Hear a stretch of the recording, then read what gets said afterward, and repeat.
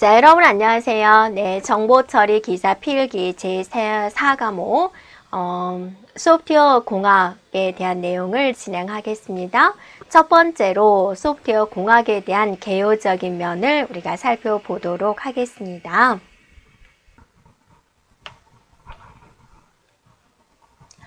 자, 그래서 우리가 이제 세부적으로 어떤 내용에 대해서 살펴볼 거냐면 소프트웨어 공학할 때 소프트웨어, 그 소프트웨어라는 뜻이 무엇일까? 그리고 소프트웨어 자체가 가지고 있는 특징은 무엇일까? 자, 소프트웨어 위기라는 단어가 나오기 시작한 때가 있었습니다. 왜 소프트웨어 위기라는 말이 나왔을까? 그리고 이제 이걸 극복하기 위해서 소프트웨어 공학이라는 이제 학문이 나왔는데 이것의 또 개념적인 면을 우리가 살펴보겠습니다.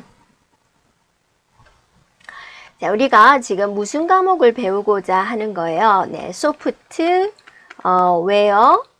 공학에 대해서 지금 배우고자 하는 거죠. 소프트웨어에 공학을 붙였습니다. 그러면 여러분, 소프트웨어는 무슨 뜻인가요? 네, 하드웨어를 동작시키기 위한 거죠. 이렇게요. 하드웨어를 동작시키기 위해서 내리는 명령어들, 명령어 또는 프로그램 이러한 것들을 이제 우리는 소프트웨어다라고 하는 거죠. 그래서 얘가 가지고 있는 특징을 한번 살펴보고 이 소프트웨어 공학이 나오게 된 계기는 무엇인가 살펴보겠습니다. 자, 소프트웨어 특징은 상품성, 경고성, 복잡성, 수능성, 비가시성, 비마모성, 비제조성, 비과학성 이 외에도 많이 있겠죠. 그러면 여기서 이제 출제되는 형태는 뭐냐면 소프트웨어의 특징에 대한 설명으로 옳지 않은 것은 자 그런 식으로 이제 출제가 되고 있기 때문에 우리가 이제 또 하나씩 살펴보겠습니다. 자, 먼저 상품성이다 라고 하면 여러분 개발된 소프트웨어는 어쩌죠? 상품화해서 판매가 되는 거죠. 그래서 뭐 1년 동안 열심히 또 2년 동안 열심히 또 프로그램을 개발을 해가지고 그게 사용자들한테 많은 호응을 얻어서 많이 판매가 되면 좋겠죠. 그 다음에 이제 경고성이 있습니다. 이거는 이제 뭐냐면, 소프트웨어를 이제 개발을 했는데, 일부에 수정을 했어요. 한 부분을 수정을 했어요. 근데 이 소프트웨어라는 게 이제 다 연결되는 거잖아요. 그래서 이거는 이제 전체에, 일부를 수정하면 전체에 영향을 줄 수 있어요. 라는 뜻이고요. 그 다음에 이제 복잡합니다. 소프트웨어는요. 뭐가 복잡하냐? 개발 과정이 복잡하다라는 겁니다. 그리고 이제 왜 복잡하냐면 비표준화 되어 있기 때문에 복잡하다라는 거예요. 공장의 기계에서 어떤 제품을 찍어낼 때는 딱 찍으면 그 모양이 그대로 나오죠. 그게 표준화인데 소프트웨어는 누가 개발하는 거예요? 우리 인간의 머리에서 나오는 거죠. 그래서 누가 개발하느냐에 따라서 개발된 것은 이제 약간씩 차이가 있다라는 겁니다. 그래서 소프트웨어는 비표준화 되어 있다라는 거고요. 그래서 개발 과정이 복잡하다라는 거고요. 자, 수능성입니다. 소프트웨어는 누구를 위해서 개발하는 거예요? 사용자예요. 의뢰자예요. 그래서 누구 말에 순종해야 되는 거예요. 네, 사용자의 요구에 적절하게 변경할 수 있어야 된다라는 거죠. 수능성이다. 그죠? 자, 우리가 선생님 말을 잘 들어야 됩니다. 선생님 말씀에 순응해야 됩니다. 그런 이야기를 하죠. 사용자 요구를 받아들여서 적절히 변경할 수 있어야 한다라는 거고요.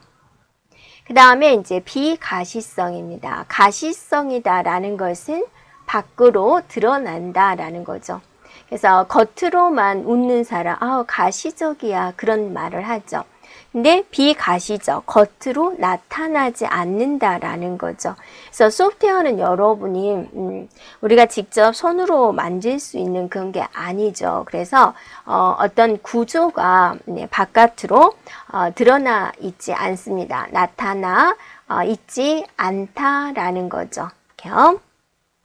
숨어 있다라는 거, 코드 속에 숨겨져 있어요라는 겁니다.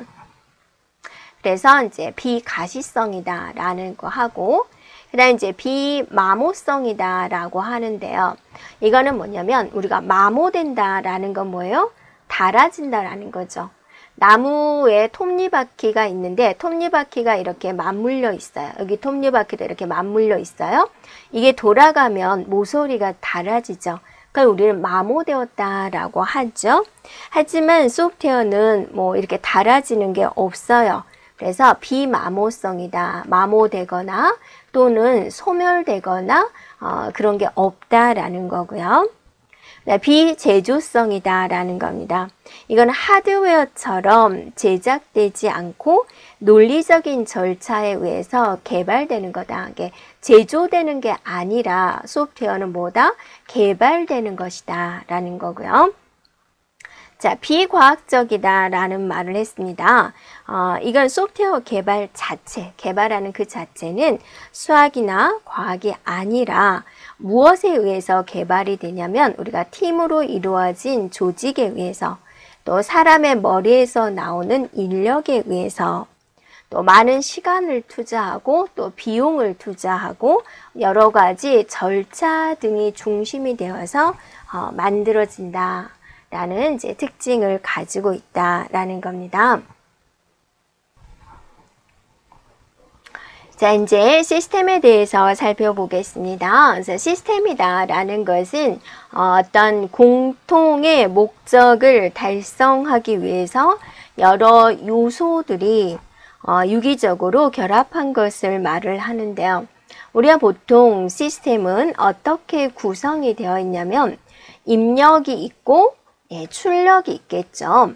그러면 들어간 것을 그대로 출력하는 게 아니라 어떤 처리 과정을 거쳐서 출력이 되겠죠.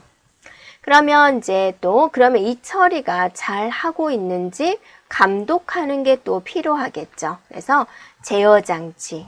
이제 출력 결과가 나왔는데 그게 이제 완벽하면 모르지만 어떤 문제점이 있어서 수정한다든지 평가한다든지 그런 과정을 거쳐서 다시 처리해야 될 경우가 있죠. 그걸 우리는 피드백이다 라고 합니다. 그래서 일반적인 시스템 구성은 다시 한번 정리를 해보면 입력이 있고요.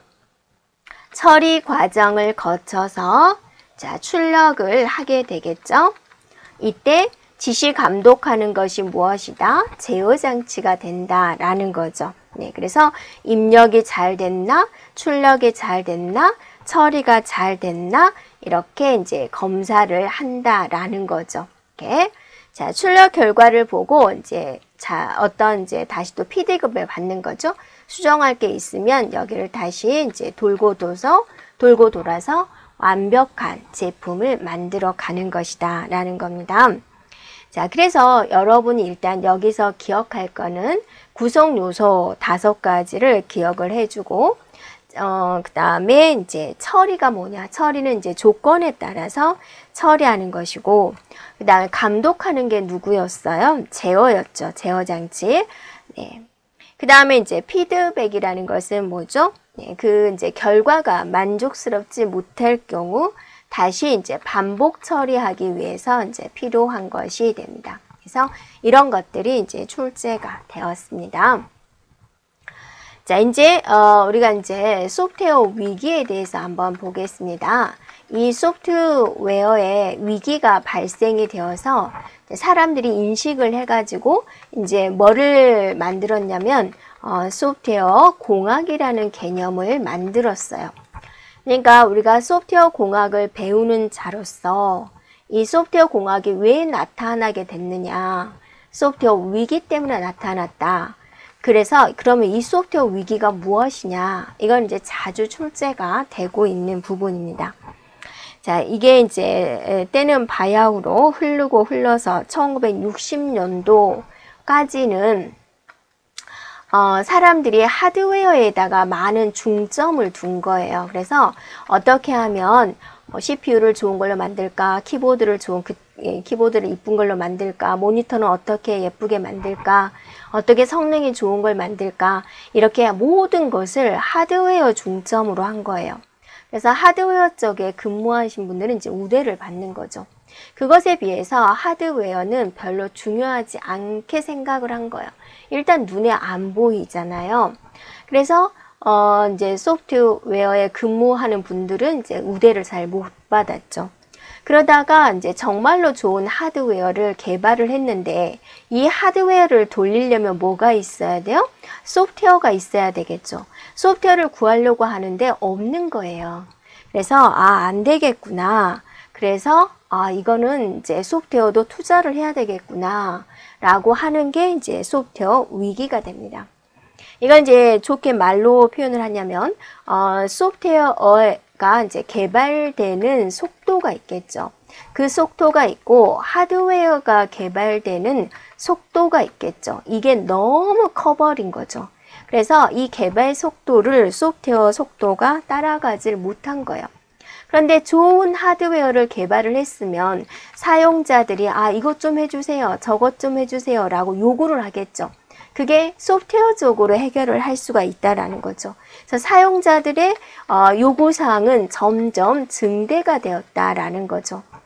그런데 즉 이거는 다시 말로 사용자 요구사항이 증가되었다, 수요가 증가되었다라는 겁니다. 그런데 이거를 소프트웨어적으로 해결하지 못했던 거죠. 그래서 이제 소프트웨어 투자를 해야 되겠구나라고 생각했다라는 거죠. 네, 그리고 이제 그 전에는 이제 소프트웨어 위기라는 개념이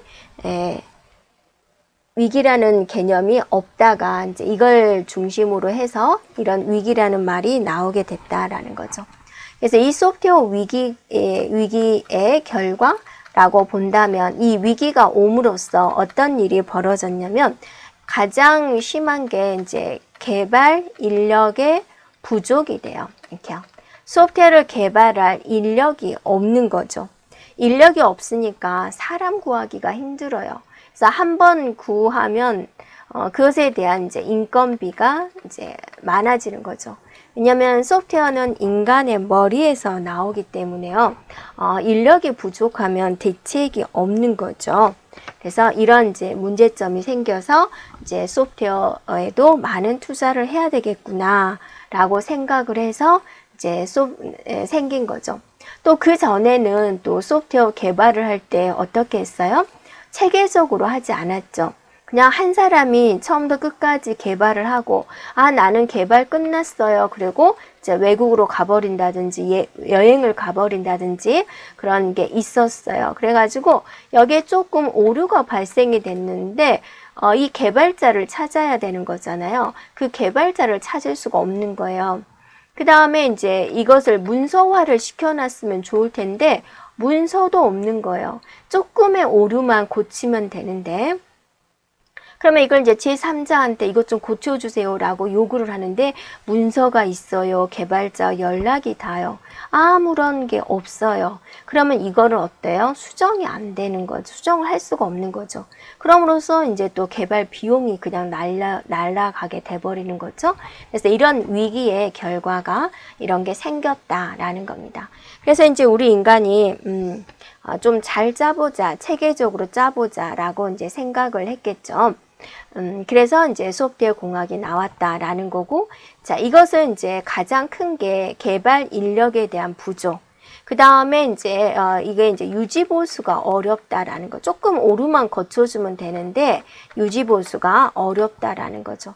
이것으로써 이것 때문에 또 비용이, 증가되는 그런 그런 일이 벌어진 거다라는 겁니다.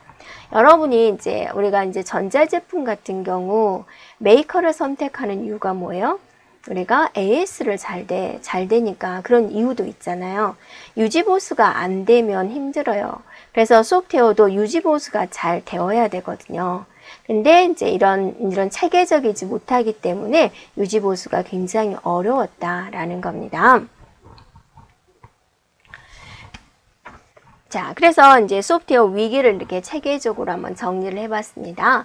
원인은 무엇이냐? 소프트웨어 개발 속도가 하드웨어 개발 속도를 따라가지 못한 거죠. 그래서 사용자들의 요구사항을 받아들일 수가 없었어요. 그래서 사용자가 요구하는 사항을 처리할 수가 없어요. 그런 문제가 발생을 했다라는 거죠. 이런 원인으로 소프트웨어 위기가 생겼고, 그 위기가 생기니까 개발 인력에 대한 부족, 인간들이 없다라는 거죠. 소프트웨어를 개발할 사람들이 부족하는 거죠. 사람이 부족하니까 이제 인건비가 상승된다라는 거고, 소프트웨어에 대한 사용자들에 대한 요구사항이 증가가 되었다라는 겁니다. 이런 문제점과 결과가 있습니다. 이거는 시험 문제에 아주 잘 나오는 부분이 돼요. 그래서 여러분이 어렵지 않죠, 이 부분은. 그래서 잘 기억을 해주면 되겠습니다. 자, 이곳에 관련된 문제를 우리가 한번 살펴보겠습니다. 네, 문제를 보면 소프트웨어 위기 현상으로 보기 어려운 것은, 그래서 우리가 지금 배우는 부분에서는 이제 소프트웨어 위기에 대해서 제일 많이 출제가 되고 있습니다. 소프트웨어 개발 일정과 예상 측정이 어렵다, 즉 체계적으로 하지 않았다라는 거죠. 그래서 이 소프트웨어는 개발 일정 몇 개월 완성할 수 있어요? 라고 물어보는 거. 여러분이 이제 도로에 지나다니다 보면 공사 중에 있죠. 그 공사 중에 보면은 일정표가 다 써졌죠. 언제까지 완성하겠습니다. 그런 게 써졌죠. 언제까지 완성할 것이라는 걸 어떻게 계산했을까? 자기들 나름대로 계산하는 방법이 있겠죠. 그 다음에 이제 소프트웨어 개발을 할 때 우리가 이제 입찰을 하잖아요. 그래서 내가 입찰가를 이제 낼 때 어느 정도 예산이 들까라는 걸 측정을 해야 되겠죠. 네. 그런 것들이 지금은 가능하지만 이제 과거에는 그런 게 어려웠다라는 거고, 자, 유지보수에 대한 비용이 증가가 된다라는 겁니다. 그래서 개발을 하고 나서 그것을 이제 문서화를 시켜놨으면 좋을 텐데 문서화도 안 시켜놓고 연락이 닿았으면 좋을 텐데 연락도 안 되고, 그래서 유지보수하기가 굉장히 힘들고, 그러려면 또 제3자한테 분석을 맡기고 또 AS가 되어야 되는, 유지보수가 되어야 되니까 그만큼 비용이 증가가 된다라는 거고, 소프트웨어 개발 적체 현상이다. 소프트웨어 개발이 이제 느린 거죠. 이렇게. 네, 소프트웨어 개발 인력의 증가, 인력이 많았다면 소프트웨어 위기 현상은 뭐예요? 인력이 부족한 거죠. 개발할 사람들이 부족한 거죠. 왜냐하면 아무도 관심을 안 가지고 소프트웨어 개발에 대해서 별로 중요하지 않기 때문에 이제 그것에 근무할 인력이 부족했던 거죠. 그래서 보기 어려운 것은 바로 이제 4번이 되겠습니다. 또 우리가 이제 앞에서 다시 한번 살펴보면 이 문제 자체를 물어봐요.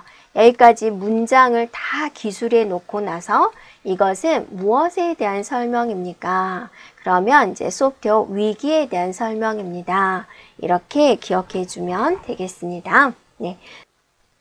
자, 그래서 이러한 소프트웨어 위기를 해결하기 위해서 연구된 학문이 뭐였어요? 소프트웨어 공학이었다라는 거죠. 그러면 이제 소프트웨어 공학에 대해서 이제 살펴보러 가겠습니다.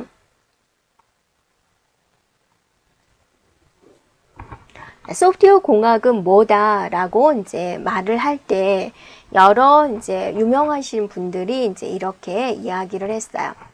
자, IEEE라는 이제 조직이 있는데 여기서는 뭐라고 이야기를 했냐면 소프트웨어 공학에 대해서 소프트웨어에 대한 개발과 운영하고 또 유지보수하고 그거를 폐기 처분하는 그런 체계적인 접근 방안이다라고 이야기를 했고, 또 지정된 비용과 지정된 기간 내에 소프트웨어를 체계적으로 생산하고 또 유지보수하는 데 관련된 기술적이고 관리적인 원리다라고 했고, 보옰이라는 사람은 이제 과학적 지식을 소프트웨어 설계와 제작에 응용하는 것이고, 이를 개발하고 운영하고 유지보수하는 데 필요한 문서 작성 과정이다. 이렇게 말을 했습니다. 결론적으로 소프트웨어 공학은 핵심은 어디에 있냐면 가장 경제적인 방법으로 양질의, 비용이 적게 든다고 해서 싼 제품을 만들면 안 되겠죠. 그래서 가장 경제적인 방법으로 좋은 품질, 양질의 제품을 생산하는 것이 바로 소프트웨어 공학이다라는 겁니다. 되었죠? 네. 그래서 이제 이렇게 기억을 해주고요. 특히나 여기서는 이제 이걸 기억을 해주면 되세요. 소프트웨어 공학이 이제 나아가는 길은 무엇이냐? 단순히 생산. 네, 생산하는 게 목적이 아니다라는 거, 생산만 하는 게 목적이 아니다 그죠. 어떻게 하면 경제적인 방법으로, 어떻게 하면 짧은 기간 내, 어떻게 하면 좋은 품질의 제품을 생산할 수 있을까? 그걸 이제 연구하는 학문이다라는 거죠. 자, 소프트웨어 공학의 기본 원칙이 있습니다. 네, 소프트웨어 공학은요, 현대적인 프로그래밍 기술을 계속적으로 적용해야 된다. 개발된 소프트웨어 품질이 유지되도록 지속적으로 이제 검증을 해야 된다. 소프트웨어 개발 관련 사항 및 결과에 대한 명확한 기록을 유지해야 된다라는 겁니다. 이게 소프트웨어 공학의 기본 원칙이고 우리가 이제 출제되고 있는 부분이 되겠습니다. 소프트웨어 공학의 기본 원칙이 아닌 것은 이렇게 출제가 되고 있습니다. 다시 한번 정리를 해보면 현대적이어야 된다라는 거고 고장이 안 나고 이제 품질이 좋은 상태로서 계속 유지가 되도록 해야 된다. 그리고 이제 유지 보수를 위해서 항상 뭐를 유지해라? 정확한 기록, 대강대강 쓴 기록을 말고 명확한 기록을 유지를 해야 된다라는 겁니다. 자, 그러면 이제 우리가 잘 작성된 소프트웨어란 무엇일까? 어떻게 작성된 소프트웨어가 품질이 좋다라고 이야기를 할까라는 겁니다. 자, 사용자의 사용법, 구조에 대한 설명,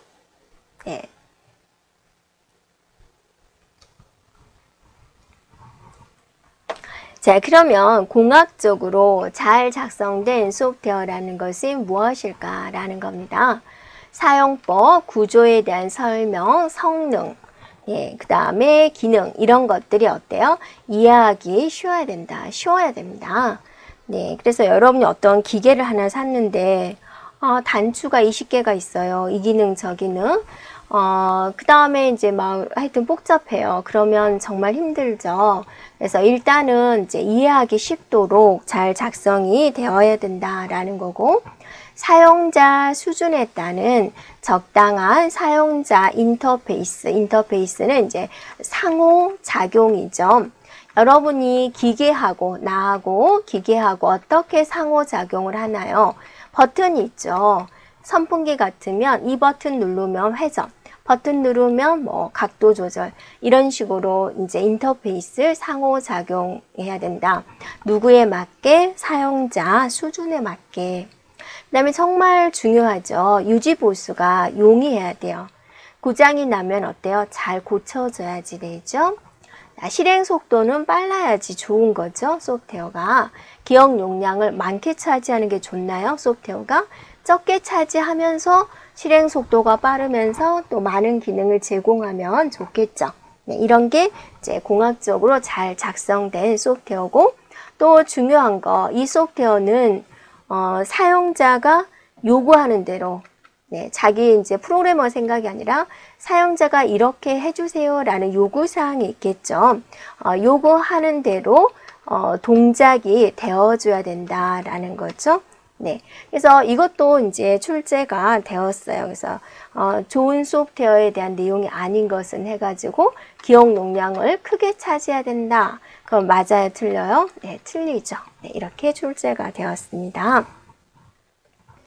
자, 그러면 소프트웨어 공학에 대한 설명으로 거리가 먼 것을 문제 한번 풀어볼까요? 자, 소프트웨어 공학이란 소프트웨어에 대한 개발, 운영, 유지보수 및 파기에 대한 체계적인 접근 방법이다라고 어디서 이제 정의를 했어요? IEEE에서 이제 말을 했죠. 또 소프트웨어 공학은 소프트웨어 제품의 품질을 향상시키고 소프트웨어 생산성과 작업 만족도를 증대하는 것이다 라고 그랬고, 소프트웨어 공학의 궁극적인 목적은 최대의 비용으로 계획된 일정보다 가능한 빠른 시일 내에 소프트웨어를 개발하는 것이다 그랬고, 맞나요? 네, 틀리죠. 최대의 비용, 돈을 많이 써서 개발하는 게 아니라 돈을 적게 써야죠. 그래서 최대가 아니라 뭐가 되는 거예요? 최소가 되는 거죠. 최소의 비용으로 이렇게 나와줘야죠. 네, 그래서 틀린 건 3번입니다. 소프트웨어 공학은 신뢰성 있는 소프트웨어를 경제적인 사용으로 획득하기 위해 공학적 원리를 정립을 하고 이를 이용하는 학문이다. 자, 경제적이다. 공학적 원리를 정립했다. 신뢰성 있는 소프트웨어를 개발하는 학문이다. 라고 볼 수 있겠죠? 네, 그래서 틀린 것은 3번입니다. 최대의 비용이 아니라 뭐다? 최소의 비용이 되는 거죠. 자, 여기까지 소프트웨어에 대한 이제 개요적인 면을 진행을 했습니다.